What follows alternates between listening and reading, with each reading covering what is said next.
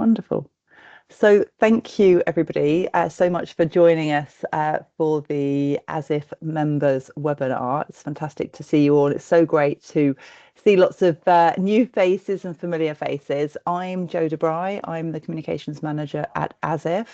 I think everyone's going to say hello, hopefully in the chat. Please do put your name, organisation and where you're from into the chat. We also got Joe Davis here with us, who I think most people know, who is our leader at ASIF. Coming in here as well. Wonderful. Also, I just wanted to say thank you so much to quite a lot of you who completed the survey that I sent out. It's fantastic to get some feedback from you before we start this webinar. It's really helped us hopefully tailor the webinar from you and just see the range of experience that you have with AI. I know some of you seem to be quite familiar with AI and you've been using it within your organizations. Others, it's going to be a very new adventure. And hopefully this webinar will help guide you on that adventure. I'm going to welcome Ravi and Aga in just a second. Many of you will have met them before in previous World AS Day webinars.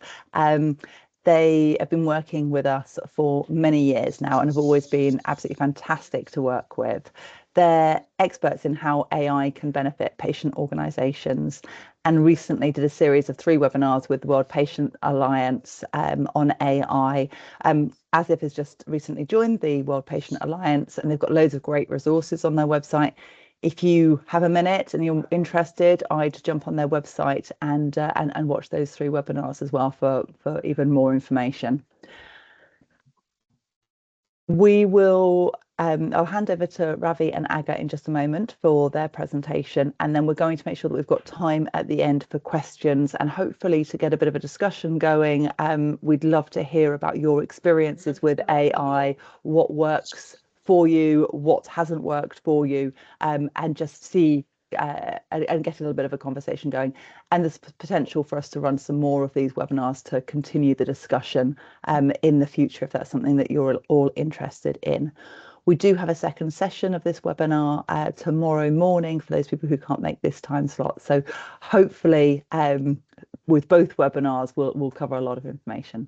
So Ravi, I will hand over to you. Wonderful, thank you. It's nice to see some faces we recognise. I'm Ravi and I'm joined by Aga and we'll be presenting today.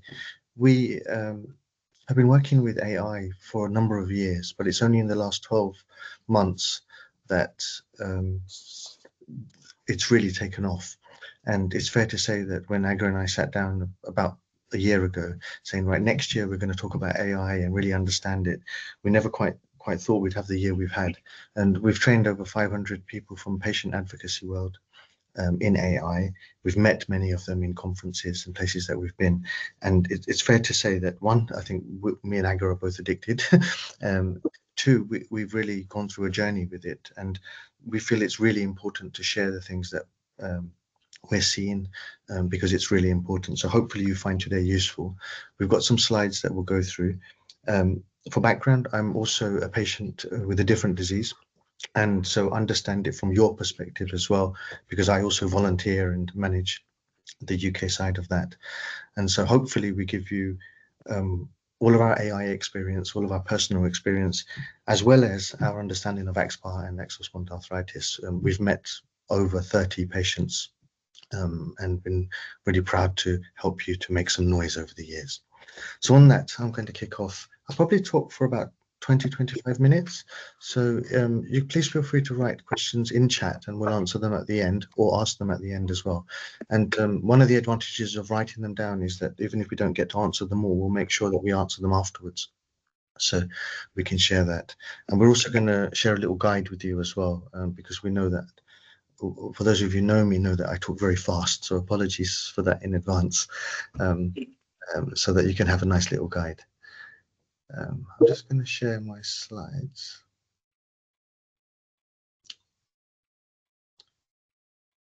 Hopefully, can you all see that?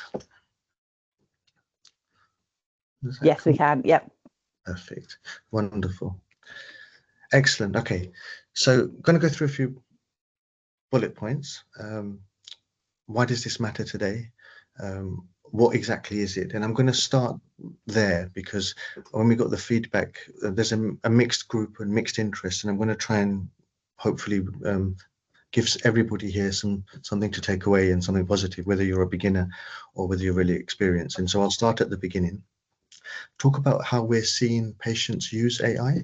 I try to satisfy my ego and asked my own AI, which I've been using now for about 18 months, where do I sit against all the other people in the world doing this, other patient advocacy interested people with AI, and we're in the top 1%, which is how addicted I became.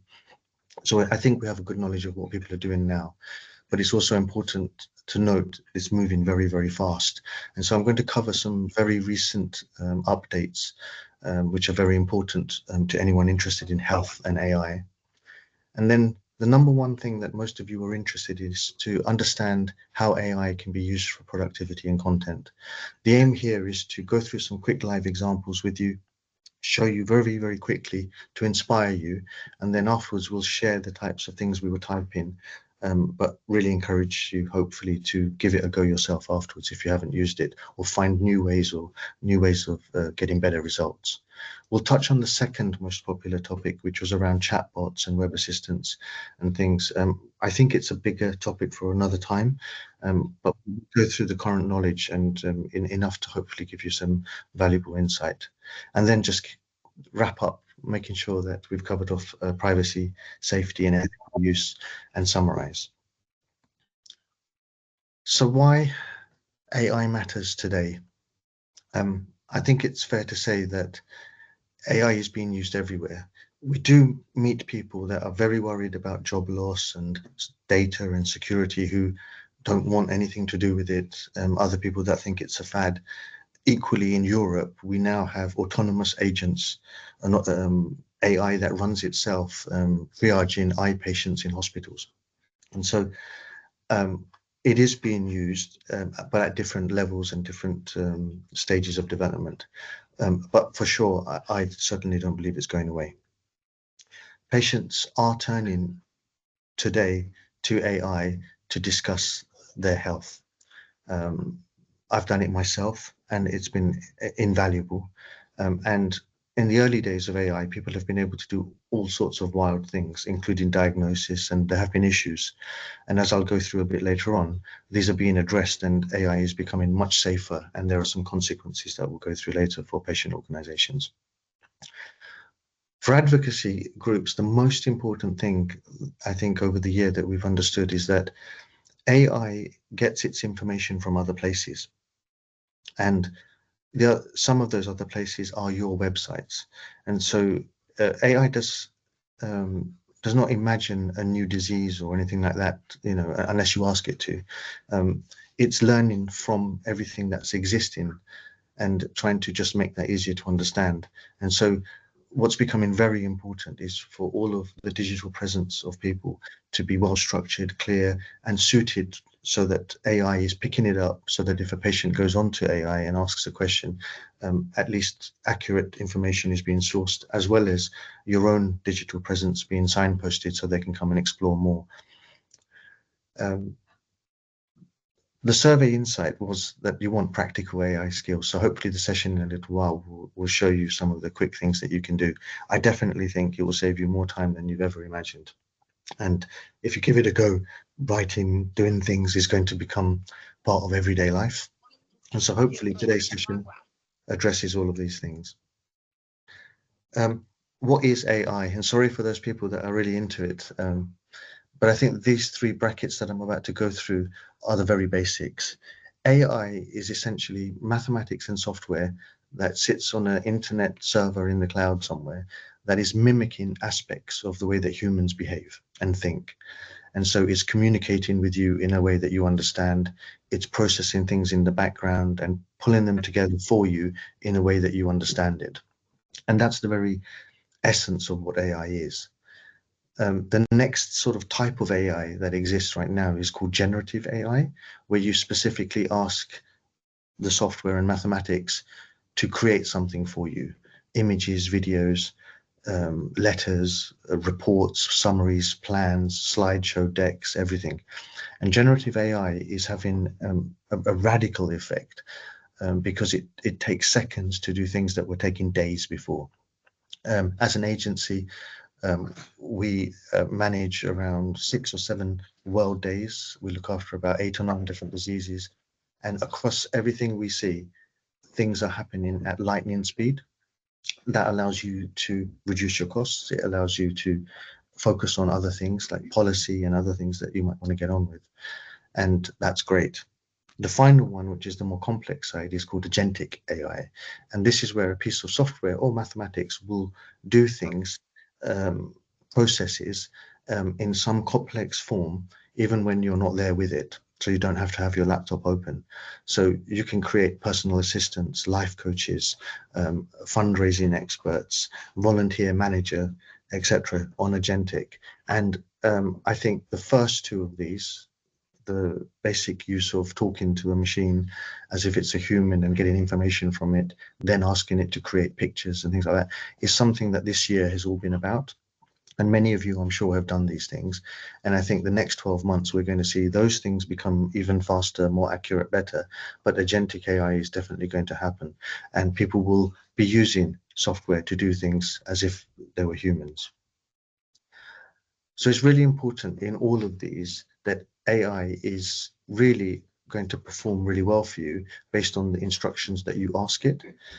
These are called prompts, and they're really important. And I'll focus on a few tips on how to get better results using prompts.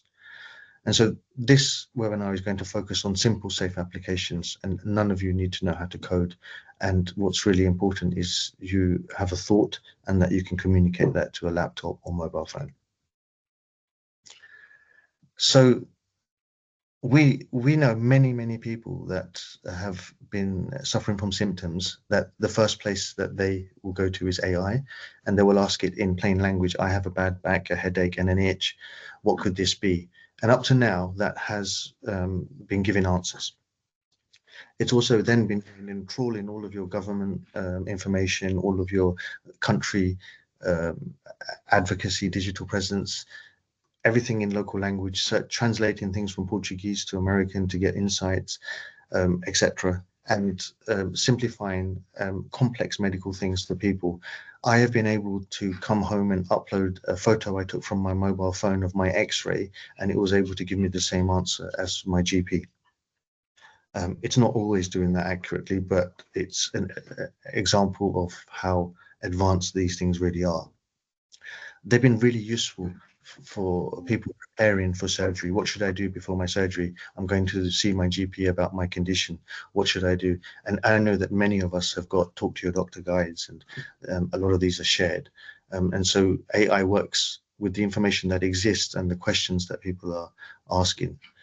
And AI is becoming incredible for people with visual impairment or low literacy, because you can change things into, you can simplify them, or you can ask things to be summarized in 3 bullet points very quickly, as I'll show you soon. So I've mentioned a few times about recent changes, and up to now AI was diagnosing, no question about it. You could ask it what you think you have, and it would have an attempt to go as far as you want with that, all the way down to psychological management and wellness care. That is about to stop. And OpenAI, which runs the biggest AI platform, ChatGPT, has announced it's no longer going to do diagnosis. And the role of the big AI platforms, whether you're using something from Microsoft or ChatGPT or DeepSeek or Google, are increasingly saying now that they will not do diagnosis, but focus on education and encourage users to seek advice for things. That means that the role of your digital presence is very important, and everyone should make sure that when they're writing things that are going to exist digitally, know that there is value, because AI is picking that information up. And people are definitely now interested in putting in place guardrails to make sure that unsafe questions or answers are not existing.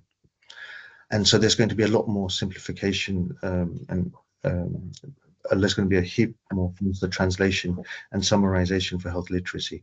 because of these results.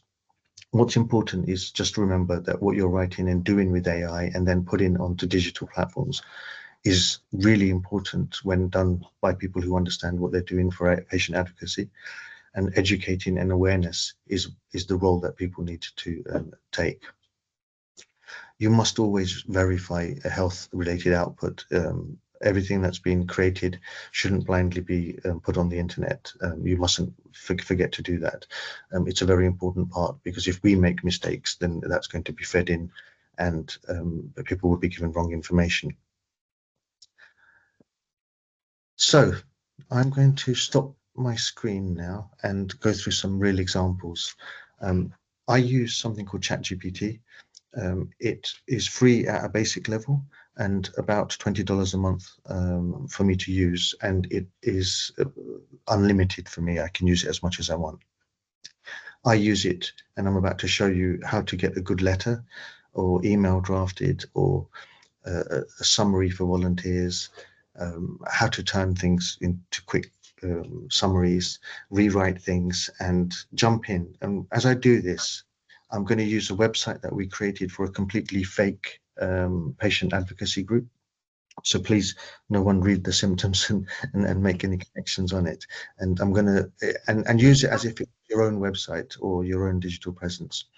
And we'll share this slide deck afterwards, so that you've got a long list of things that you know that are important to create. And a lot of this has come from your survey results. And then I'm going to show you some content creation assets, how to generate a photo, picture, social media post, etc. And hopefully that's quite interesting. So all of those points I'll try and cover quickly, and I'll stop sharing. Give me a minute to catch my breath as well. And I'm going to show you some live prompts. Anything I've missed, Aga, so far? Sorry, I introduced you briefly. Yeah. No. So far, everything is great. Okay. We have 2 questions already in the chat, but I guess we can touch on that after. Yeah. Thank you. Right.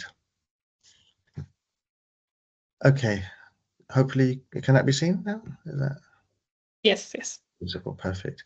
So I use ChatGPT, and the word prompt is going to come up a lot, and it's what you ask it. And the first tip I'm going to share is that this will look very similar on any of the AI platforms that you use. You asking it a question in a human friendly way, and then you have 2 options. You can type or you can speak. And I am over time convinced that speaking is the easiest way. Sometimes my fingers are hurting, and I'm sure that may be the case for you as well. It really helps for me to speak, and I also find that it's faster for me. And so I'm going to ask it some questions, and I'm going to show you and give you those tips, but I'd encourage you to speak. So the first thing I'm going to do is show you here. So I have a website. I guess you can tell me when that can be seen, because I can't tell. Is that? We can see that, yep. Yeah, so I've created this website, which is a fake illness, which could be any one of your patient advocacy websites or digital presence, or you may be interested in analyzing somebody else's disease or something that is personal of interest to you. And so a couple of things I'll show you on this quick website is that we see that websites of the future will have these 2 types of buttons, where you can convert the entire website into more scientific language or more simple language, and people will have sliders to check their language. But I'm going to ask ChatGPT to look at this website. It is, if you were to type in the website address at the top, you would find it. So it's as if it exists digitally. And I'm going to copy the URL, and I'm going to paste the URL into this, and I'm going to press space, and then I'm going to speak. Please, will you analyze this website in 10 bullet points so that I understand what it's all about?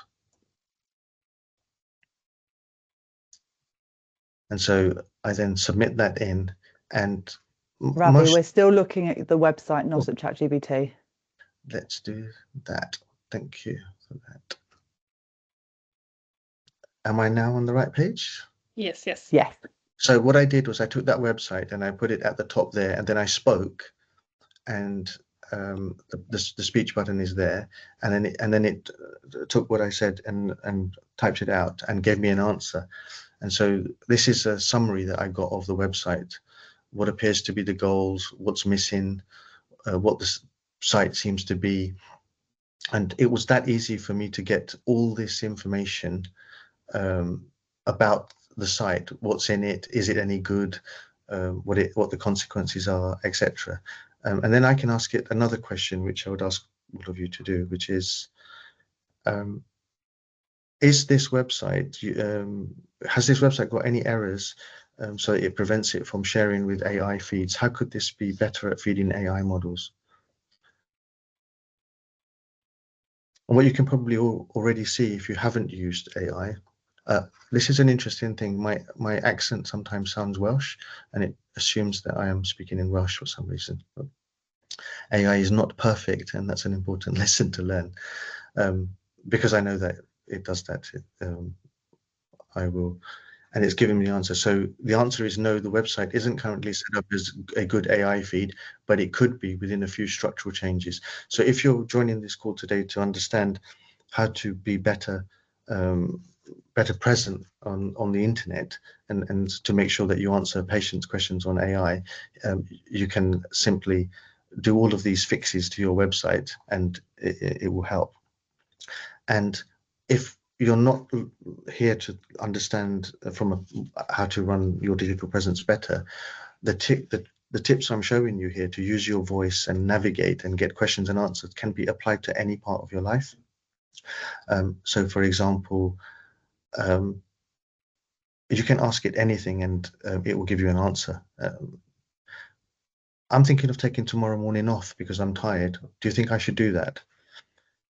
And this is an example of how dangerous AI is, because it can become your best friend. And it's giving me an analysis which I can then have. That's slightly off point, but what I'm trying to encourage you to do is not be frightened of AI, because it will help you navigate itself once you've taken the leap. And so if I ignore that and go back to the website analysis, going back to the analysis of the website, I'd like to write a letter to the CEO of this company. And if you don't know the details, see if you can find them on the internet. And if not, just write, "Dear Sir, Madam," and say to them, "I've reviewed your website and I want to make the following recommendations for changes to make sure that patients have a better AI experience." I can simply ask it to write that letter. And you can write letters in many ways, either simply by going from scratch or the conversation you've been having, or you can upload a PDF or notes. So you can take a photograph from your phone of some handwritten notes and upload it and say, "I want to write a letter based on this," and it will produce a letter of this type of standard. And this is incredible, because if I was to receive this letter from a patient of this disease trying to help me have better digital presence and clearly setting out everything accurately in a nice way, you can. Now, a couple of things to note if you start using AI is that each AI has its own sort of personality. And when you produce answers, the temptation always is to just cut and paste and put it into a Word document or a Google document. And then you've got your letter that you can print. You can copy the whole letter just by a single click and take it into Word and do it. But there are personalities. So if you can see here where I'm circling, there's a double EM. And this is unique to ChatGPT. And when you share this, whoever knows ChatGPT will immediately know that you've used ChatGPT to do this. And so we often ask it to, you can change the tone and format of everything. So I can say to it, please remove your EM dashes and rewrite this letter as if it was written by a 12-year-old. And I could have been anything more formal, more humorous, more comedic, and letters can be rewritten at that speed. And hopefully what you're seeing here is it is incredibly fast to simply get going, but you should. So this is written in the style of a 12-year-old now, and it's removed all the EMs and everything like that. And so the first thing is, even though it's really fast, for sure, if you use it for a few weeks, the temptation to start to just copy and paste stuff will be there. But I strongly encourage you to go through and read things, because it can still make 1% of mistakes in there. And sometimes it starts to make assumptions. For letter writing, summarizing, researching, and things like this, it's really, really good. And so you shouldn't need to worry. I'm going to show you some content creation tools for it. And so there are a number of different types of AI, and we use different types of AI for different things. And so here I'm going to ask it to create a prompt for an image. And so I will say, I don't like the logo of this website. I want to create a new logo for this website. Please, can you give me a prompt to do that? And the prompt, so you're asking it to tell you what to give it back again, because what that does, it sets up a thinking process where it goes away and thinks about something. And it also tells you where else you can go and create these images from. And I strongly encourage you not to try and do everything in your own head, and to lean on AI to help you think and write things, because I probably wouldn't have had the patience to sit there and think, oh, I need to ask AI to create a modern, simple, calming logo. And I just would have said, give me a new logo in red or white with some I like trees or something like that. Yeah. And you can ask it to then create the logo. Please create the first prompt. Even if you make spelling mistakes like I just did, you don't need to worry, because AI is intelligent and can fill the gaps in. Can I have the image? Now, I copied that prompt, and I could take it elsewhere as well, but in the interest of time, I won't. I think we'll keep it simple by using ChatGPT for now. And it will go away and create the image for us, which we can have a look back in a minute.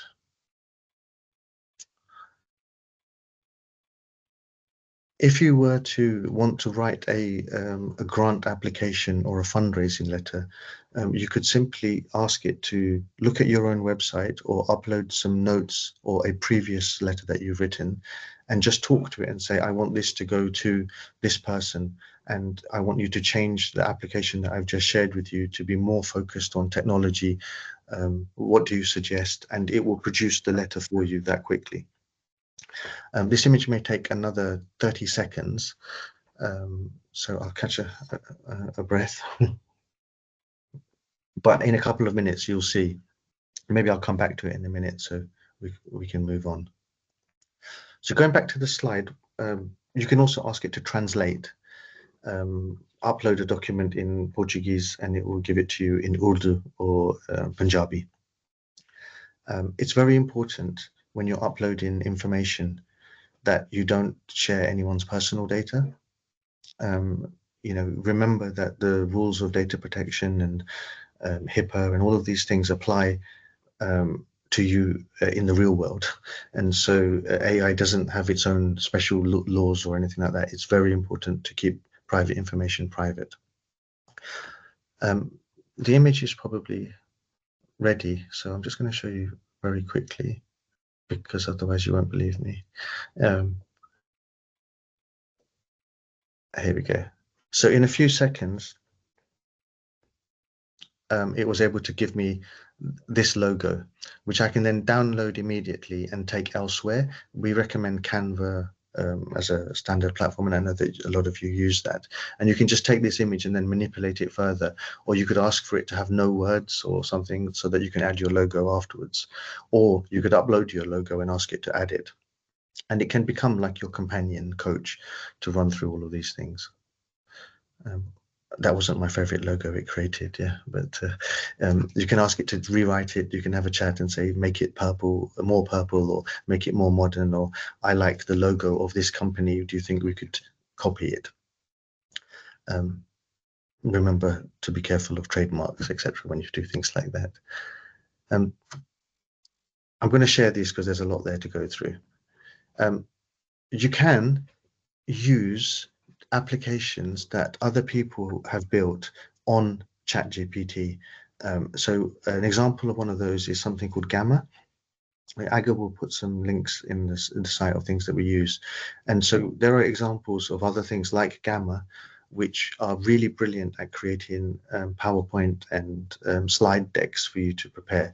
The ChatGPT is not very good at things like that. So an important thing for you to note is that you're not just sitting with one AI.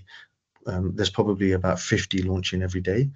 And we'll share with you in the links the type of ones that we use and are comfortable with. We're not on any percentage introduction or anything like that. So they genuinely are things that we use. And it's important to say they change. And 6 months ago, one of the ones I was using, I no longer use because something else becomes better. It's moving very, very fast. So there are other applications you can use that will save you time. There's one called Fixer for your email, and you subscribe to Fixer and it will go through your email box and tidy it up and manage it for you, as an example. And so it's not just limited to you having conversations. And we've found it extremely useful for summarizing things, preparing presentations. This entire presentation that I'm sharing with you today was created in 15 minutes using AI. Every image, all the presentation, all of the layout, and the total cost for us for that would have been less than 50 cents, as an indication. We also use a couple of other things here. We use 11 Labs, where you can take a document and turn it into voice so that you could download it like a podcast, and it can do that in a few seconds. We use Synthesia for video, creating avatars so that you can have something on your screen. And there are multiple different tools that we use for things like language and image generation and video.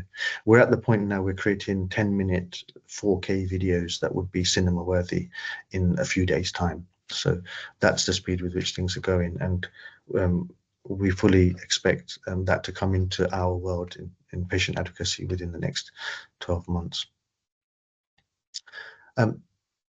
If you remember in the beginning, I spoke about agentic AI, and this is where you get things to do things on your behalf. Because of the formalization of how health advocacy and health conversations will be governed on AI, there is a lot more confidence now and a lot more experience about how you can achieve your goals of being a really useful tool for anyone coming to you to be able to answer questions, share information, point you in the right direction, and to base that information on a ring-fenced set of data. So your existing website, your existing handouts, your existing PDFs, even your YouTube videos can be summarized so that any answer it gives is limited to that, further protected by rules that you put in place. The technology to do this is mostly built on something called no code. And it means in the same way I was talking to ChatGPT about creating a letter, I can create an entire website that will manage things on my behalf. And I won't dwell on it now because I think it's something bigger if you were interested. But there are many examples where people have been amazed that they can go to a website and just start talking to it about the Axbar. You can just go on and say, I've had a bad back. Do you think this could be Axbar? And all the answers are coming from your website, already approved by you, not giving any crazy advice. And when it can't answer something, it replies with the answer that you set it. These things can be developed quite quickly now. And I expect almost every patient advocacy in the world will have this type of tool within 5 years. So it's a question of when's the right time for you in terms of your own resources to get things like that done.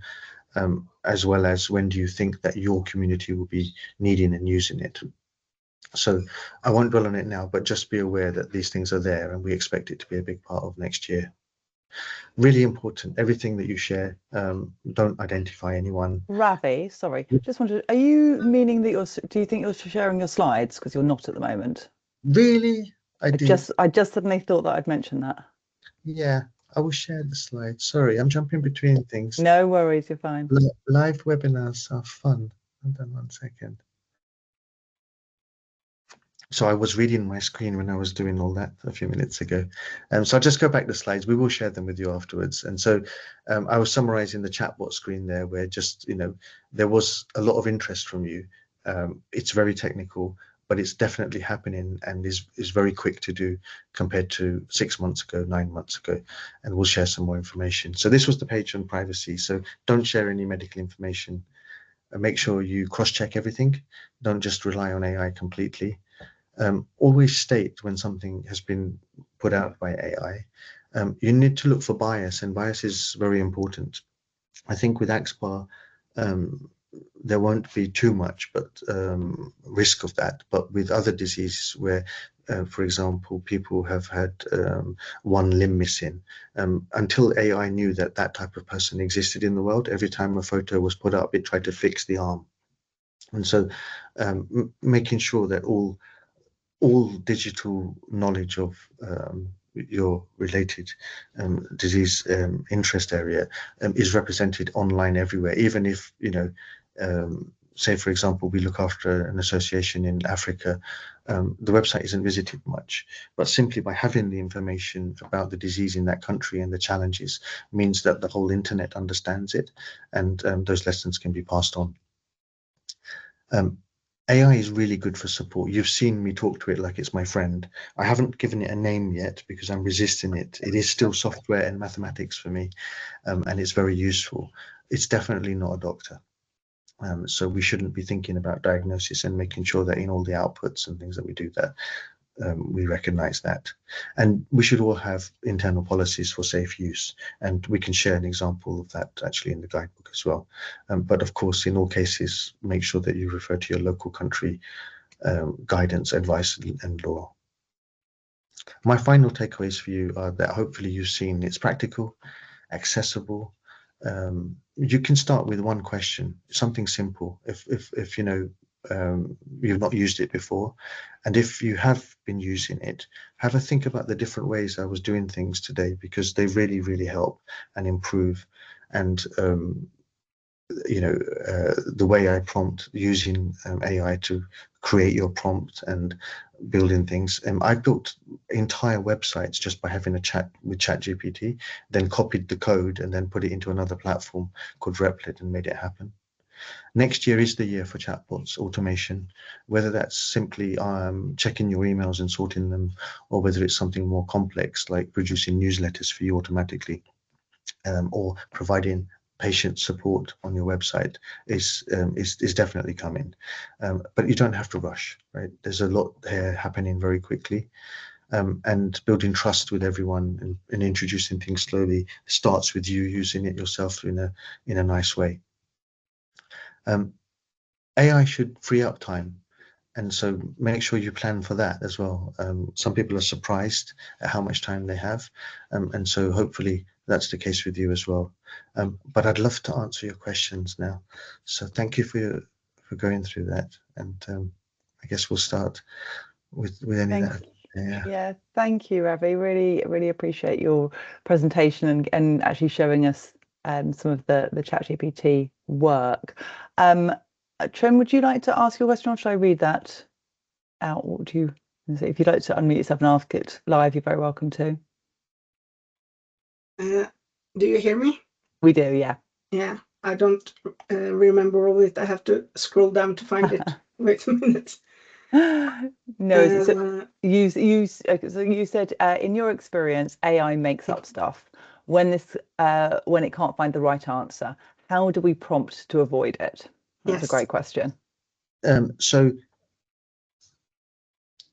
if it was me, if I put a prompt in and I think that it's the wrong answer or I made something up, I would ask ChatGPT to rewrite the prompt so that it doesn't make anything up. It's as simple as that, right?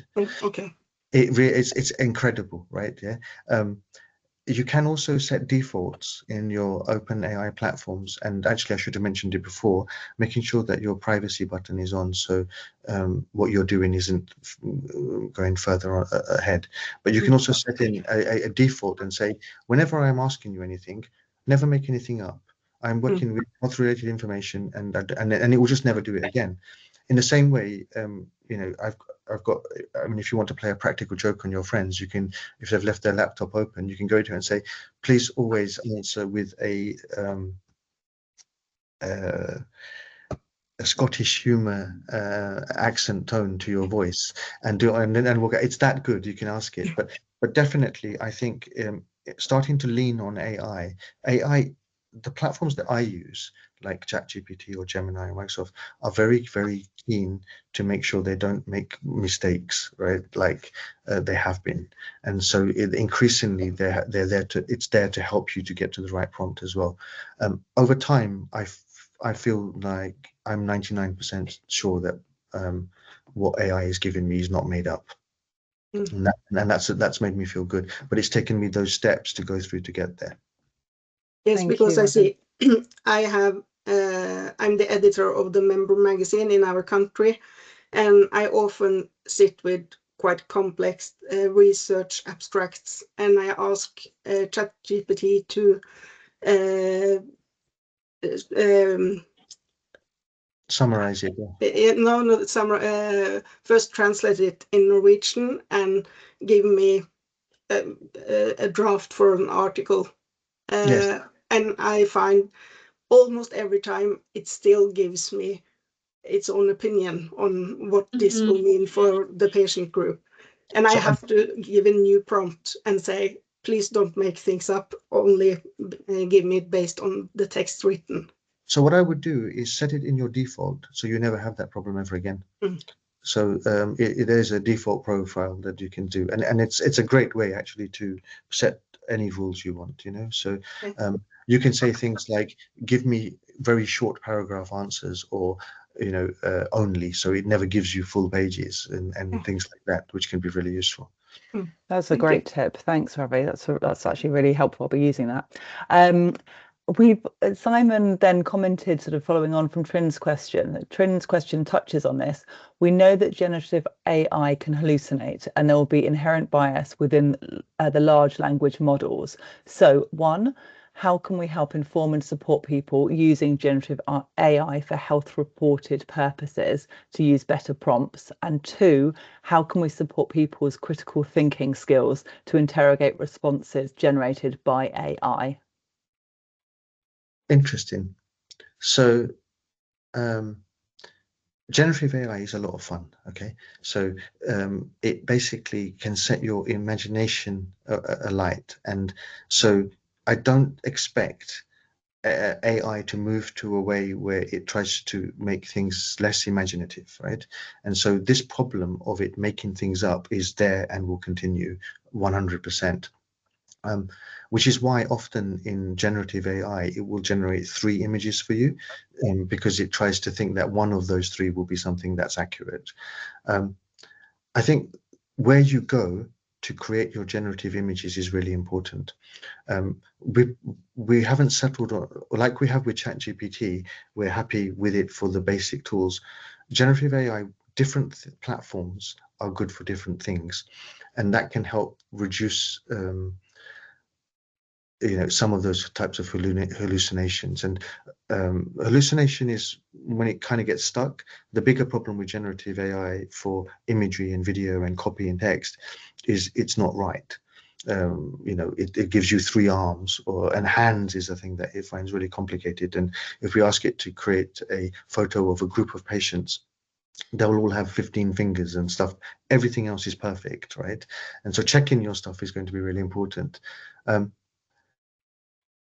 So I think encouraging people when having reviews of the different types of platforms and what they're good for helps you to get better results.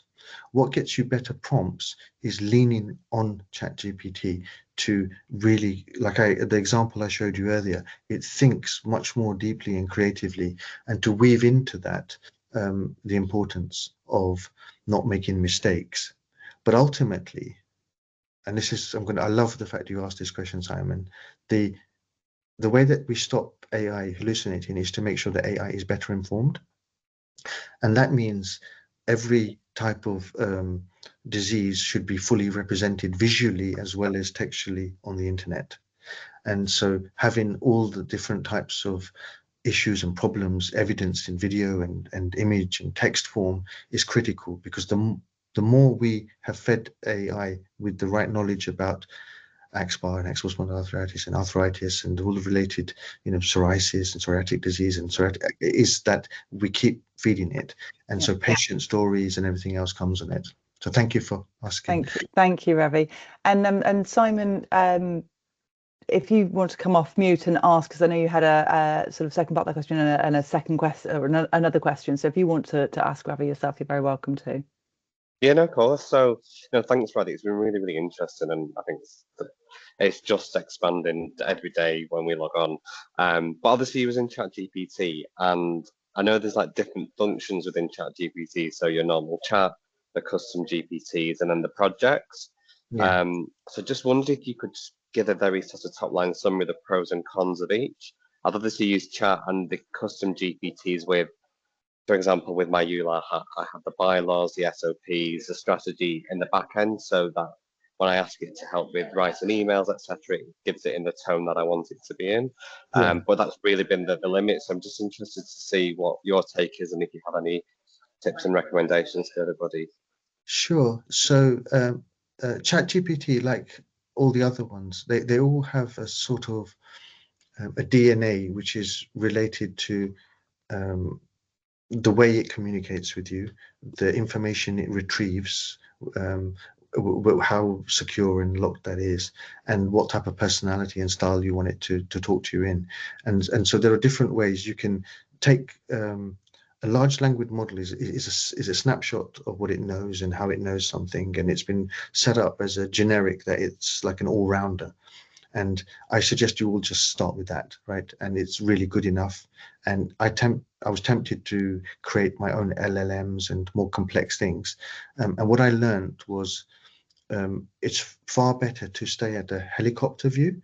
And that means even though I've got ChatGPT there, I'm also looking at Replit and Midjourney and Runway and DALL-E and Sora and and trying to work out what is the best for what, right? Because the idea of fine-tuning the experience that I just had was to try and get better results for what you want.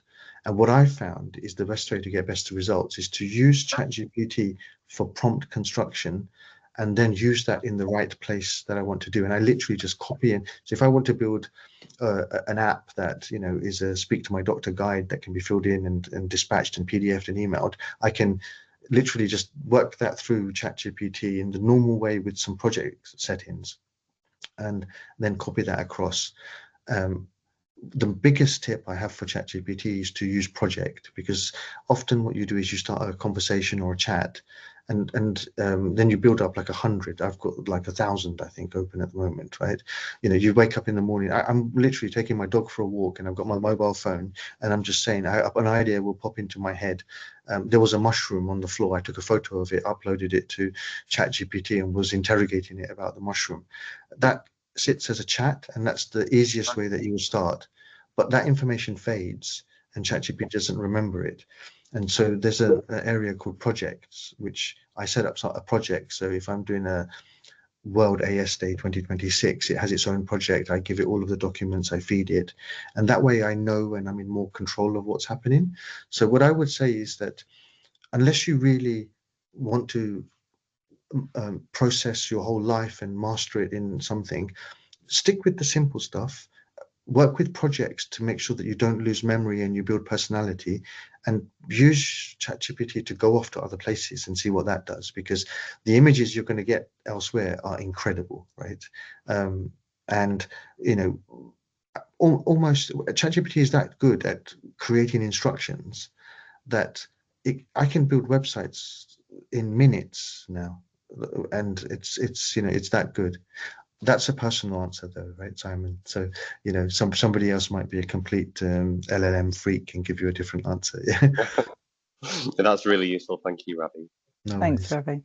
Ravi. Trin's just put a question in the chat here along those lines, just asking which AI tool you think gives the best results regarding photos and illustrations. Thanks, Trin. So I just shared a few of our regulars. Yeah. So if you're not going to use ChatGPT, try Claude. It writes beautifully. Perplexity is brilliant for research. So those three can be used interchangeably for those different strengths. For design and stuff, go to Gamma for trying your presentation preparation. If you want to create quick videos and short animated things, go to Runway. Runway is incredible at creating videos. It also does images. Synthesia is for avatars, so you can create yourself. It asks you for 60 seconds to look around from left to right and go up and down, record 60 seconds of your voice, and then you will digitally have a twin living on the internet that you can feed it and say whatever you want. Be careful. Canva is there and has got AI built into it now as well. So many, as you know, of those sites, those types of sites offer free access for not-for-profit organizations. We're trying to lobby ChatGPT and everyone for free for that. Hopefully that will come down the line. 11 labs for voice. Turn anything into voice. It's fantastic. You would not be able to tell the difference between a human voice and a voice generated on 11 labs, and you can give it any personality you want. Go into ChatGPT and describe the type of feeling you want that voice to have and ask it to create the prompt for 11 labs, and it will create it, and it would be beautiful. Fixer for your emails, and if you want to create websites, web applications, apps, try Replit. I would say I've used ChatGPT or AI for 2 to 3 hours a day for the first 6 months. I probably have now got 2 or 3 agents working 24/7. I am spending less time on ChatGPT because I've got other things to do for me, and the investment in learning has really made a difference to my own life, right? We're seeing the impact everywhere else as well. It's becoming safer. We have a responsibility to keep things private and secure and to check. And I hope that's been useful. We've got 6 minutes left. I was going to say we have one more question from Grenier, and she's just asked, does Copilot work like that in terms of building up memory, etc.? Okay. I confess to not being a big Copilot fan. We know it's bundled in with Microsoft and it helps. Copilot is just at the moment not comparable, in my opinion. So it does have weaknesses in terms of memory buildup, but it has even bigger weaknesses in the way it communicates and the way that the information it's bringing in. But I also think part of that is I'm a creature of habit, and I started one way. So if you are using it, what I would do is go and ask Copilot that question, and it'll answer it properly and better than me. Yeah. Thank you, Ravi. And as you say, we've got only a few minutes left. I know Ravi's very kindly said if there are any additional questions, then he and Agil can answer them after the session. I mean, I think it's been fantastic, and I think you've really opened certainly my eyes and hopefully other people's eyes in terms of how many different platforms there are out there, and the fact that actually one platform isn't necessarily going to do everything. So it's worth exploring different platforms depending on what your needs are. But it sounds like ChatGPT is a great option for providing prompts for those other platforms. If you're not sure exactly what you need, ask ChatGPT to sort of help you with that. Yeah. Grania has just said she uses Copilot because it's paid for as part of your Microsoft license. I think that's, that of course that's a key thing if you've got it, and certainly with ASIF we're the same. Does anyone have any last comments in the last minute or two, or Ravi and Aga, do you have any sort of closing comments, or Joe, before we sign off? I'd encourage you to have fun with it. Yeah, I would say the same. And just, try to remember that it's more like a conversation as well. So, like if you feel like it's not correct, just ask it one more time. Or if you're worried about the, like if the source is okay, ask for references. It's going to give you all the references that you need. So sometimes obviously it makes mistakes, but like if sometimes I'm not sure about something, I just ask for references. I go to the pages, I try to see if it actually referenced what I was looking for. And like Ravi said, use projects because it will actually remember what you're trying to do. So if you uploaded some sort of PDF, let's say 3 months ago, then you can always come back and say like, I need to create a letter out of this information, you know, things like this. So yeah, just keep talking with it. Thank you. And I think that's, as you say, that's key in terms of exploring or exploring the different platforms, playing with them and learning what works for you as well. But what I would also just want to say is thank you to those people who did complete the survey that we sent out and indicated an interest in joining a working group to talk more about AI and a potential project that ASIF may well develop in the future. So we'll be in touch with you as time goes on. If you have any additional questions, if you feel that it would be useful to have another webinar on AI for your learning, then please let me know. We're really keen to run member webinars that are relevant and interesting and useful to you. So if there are particular topics, let me know, drop me an email, and we'll see if we can arrange a webinar, whether it's on AI or whether it's on a different subject as well. But as we have just a minute or so left, I'd like to thank everybody so much for coming. Ravi, Aga, thank you so much for the presentation. We really appreciate your time, and you're very generous in giving up your Thursday evening or Thursday afternoon to speak to us all. So thank you so much. Thank you. Have a nice evening.